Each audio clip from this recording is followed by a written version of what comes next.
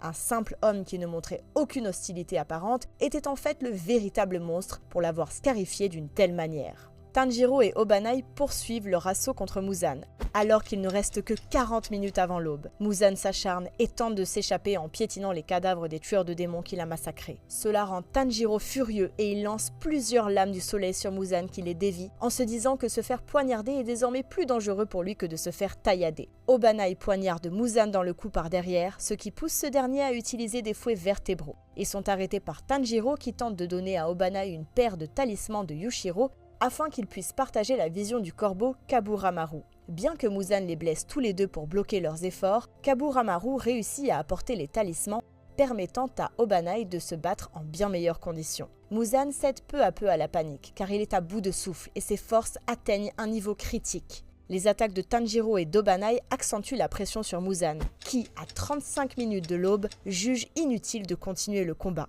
Il tente de se diviser en morceaux pour s'échapper de la même manière que lors de son combat contre Yoriichi. Tanjiro prévient Obanai et panique à l'idée qu'à eux deux, ils ne pourront pas détruire tous les morceaux de chair. Cependant, Muzan s'avère incapable de se diviser car une troisième drogue injectée par Tamayo a la propriété de ralentir la division cellulaire. Muzan communique avec l'essence de Tamayo qui l'avertit joyeusement qu'il n'y a pas 3 effets, mais 4. La quatrième drogue provoquant une toux sanglante de Muzan car elle déclenche la destruction des cellules après l'activation du troisième effet. L'essence de Tamayo nargue Muzan en lui disant que la mort qu'il craignait tant vient pour lui, précisant qu'elle n'a pas besoin d'être plus forte que lui pour le tuer puisqu'il suffisait de l'affaiblir. Muzan se dit qu'en temps normal, les attaques des tueurs de démons ne devraient pas être menaçantes et qu'une régénération prolongée ne devrait pas être fatigante, mais que les drogues de Tamayo ont transformé des attaques autrement gérables en menaces mortelles. Il est incapable de s'habituer aux toxines présentes dans son corps, qui sont bien différentes de celles qui ont été utilisées pour tuer Doma. Dans une tentative désespérée pour survivre, Muzan ouvre une bouche béante dans sa poitrine et libère une puissante décharge contre Obanai et Tanjiro. À 25 minutes de l'aube, Kiriya, affaibli, assiste de loin au combat et supplie quelqu'un de retarder Muzan. Sa requête est entendue lorsque Inosuke attaque Muzan en s'élançant sur les seigneurs démons furieux de la raclée qu'il lui a infligée et pleurant les camarades que Muzan a tués et blessés. Muzan, incapable d'utiliser sa technique précédente, riposte en plongeant son bras dans le sol, enveloppant Inosuke de son tentacule.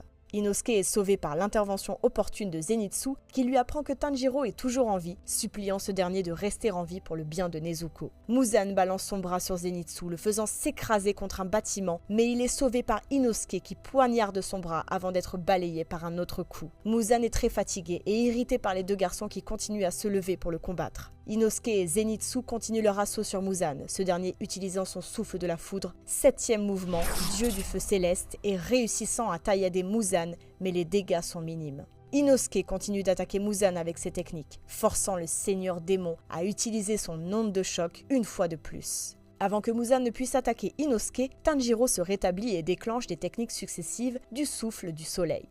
Tanjiro s'affaiblit après avoir utilisé la danse du dieu du feu, donnant à Muzan une ouverture, mais ses tentacules sont tranchés par Inosuke. Muzan emporte Inosuke dans un bâtiment et Tanjiro perd pied. Zenitsu parvient à se rétablir suffisamment pour utiliser une dernière attaque, mais il est lui-même blessé par Muzan. Tanjiro saisit l'occasion et poignarde Muzan, le plaquant contre un bâtiment, incapable d'utiliser d'autres techniques car il donne tout pour maintenir Muzan immobile. Muzan tente de tuer Tanjiro, mais Mitsuri, rétabli, s'accroche à ses tentacules et lui arrache le bras gauche, tandis que le bras droit de Muzan est tranché par Sanemi. N'ayant plus le choix, une ouverture apparaît sur le front de Muzan, révélant une énorme bouche bestiale tentant de dévorer Tanjiro, qui ne peut rien faire d'autre que de rester sur place. Pour le protéger, Obanai s'interpose, se faisant ainsi mordre violemment par Muzan, alors que l'aube se lève.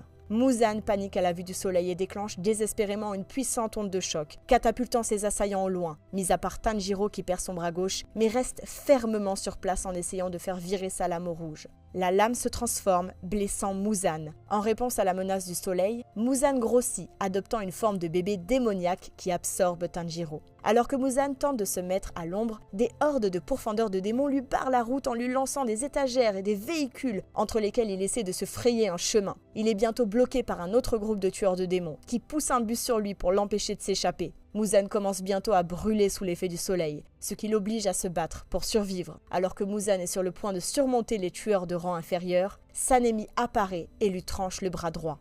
Alors qu'il tente de franchir le barrage de bus, Gyomei lui attache la chaîne au cou, aidé par plusieurs tueurs qui s'unissent pour abattre Muzan. Alors qu'il brûle de plus en plus, Muzan se met à creuser pour s'échapper, forçant Giyu, Sanemi et Obanai à l'attaquer pour réduire son endurance. Bientôt les chaînes se brisent dans ce qui semble être un moment sans espoir, mais Tanjiro, qui est resté à l'intérieur de Muzan, est capable d'enflammer sa lame et de le blesser de l'intérieur, ce qui fait tressaillir Muzan sous la douleur, alors qu'il commence à se désintégrer sous l'effet des rayons du soleil. Alors que son corps est entièrement réduit en cendres, le seigneur démon autrefois invincible, qui régnait sur les ombres du Japon, répandant la misère et la souffrance pendant des millénaires, s'est finalement avoué vaincu, mettant fin à une guerre apparemment éternelle par la victoire des